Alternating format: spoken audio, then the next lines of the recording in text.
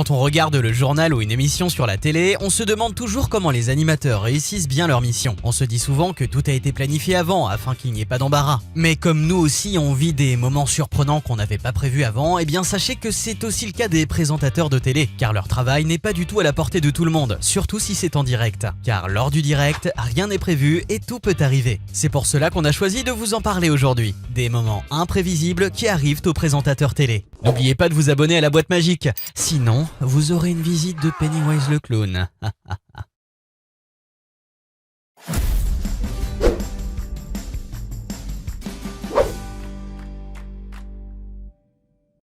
Cristiano Ronaldo. On connaît tous ses R7 et ses fameuses réponses lors des interviews. Sauf que là, c'est tout autre chose. Lors de l'Euro 2016, les Portugais sont 3e du groupe F et pourraient quitter précipitamment la compétition. Une situation qui ne semble guère plaire à l'attaquant. En effet, le joueur n'a pas réussi à cacher son agacement au moment de la promenade d'avant-match de son équipe. Interrogé par un journaliste portugais de CMTV, une chaîne d'infos portugaise, Ronaldo a très mal pris cette intrusion, arrachant le micro du journaliste avant de le lancer dans un étang situé à proximité. L'animosité du joueur envers le journal de son pays ne date pas d'hier. Dans une interview fin 2014, l'ancien compagnon d'Irina Shayk avait déclaré n'avoir aucun respect pour la chaîne. Des paroles auxquelles la star a décidé de rajouter des actes. Brad Wills.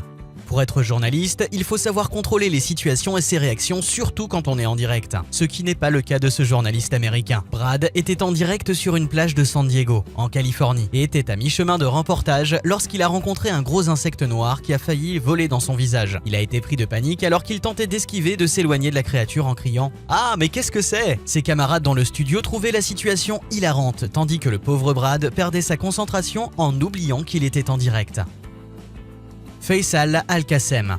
Ce présentateur syrien est surtout connu pour être l'animateur vedette d'une émission très connue sur la chaîne qatarienne Al Jazeera depuis 1997, ce qui lui vaut de longues années d'expérience. Toutefois, lui non plus n'a pas su échapper à une situation gênante, et ceci lors d'un épisode de son émission, où il avait comme invité Safinaz Kazem, auteure égyptienne et critique littéraire, afin de débattre sur un sujet avec Toujan Al-Fessal, ancien journaliste de télévision jordanienne et défenseuse des droits de l'homme. Elle a d'ailleurs été la première femme membre du Parlement jordanien.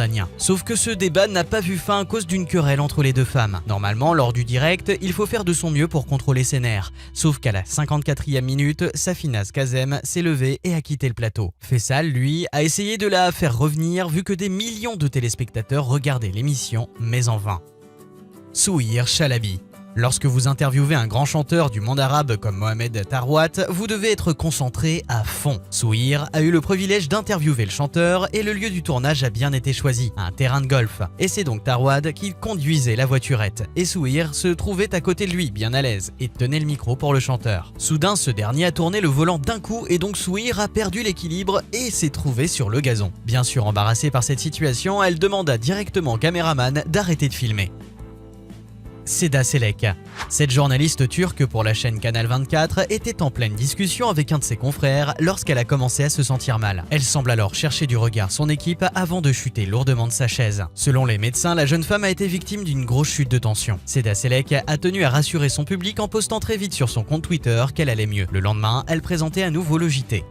Justin Hinton. Ce reporter américain de la chaîne ABC 13 a parlé face caméra avec des filtres, oreilles de loup sur la tête, une barbe, des lunettes et un chapeau. Alors qu'il couvrait les chutes de neige à Asheville en Caroline du Nord, Justin a réalisé un duplex en bord de route. En démarrant son Facebook Live, il a cliqué sur le bouton filtre de l'application sans s'en rendre compte, pour le plus grand bonheur des internautes. Je ne m'en suis rendu compte que lorsque j'avais fini et j'ai vu les commentaires où les gens parlaient des visages, poursuit Justine. Plus de 200 000 internautes ont déjà visionné ce duplex, pas vraiment comme les autres. Fernanda Mora. La journaliste mexicaine s'est rendue devant le stade à la fin du match du club mexicain Chivas Guadalajara, qui a remporté la finale de la Ligue des champions de la CONCACAF contre l'équipe canadienne du Toronto FC. Elle se retrouve rapidement entourée par de nombreux supporters du Chivas qui fêtaient la victoire de leur club. Mais tandis qu'elle était en direct sur la chaîne Fox Sports, la journaliste s'est subitement retournée pour frapper l'un des supporters avec son micro, provoquant alors l'incompréhension autour d'elle. Un geste qu'elle a expliqué plus tard en affirmant que l'homme lui a mis la main aux fesses à plusieurs reprises. Gigi Salmon.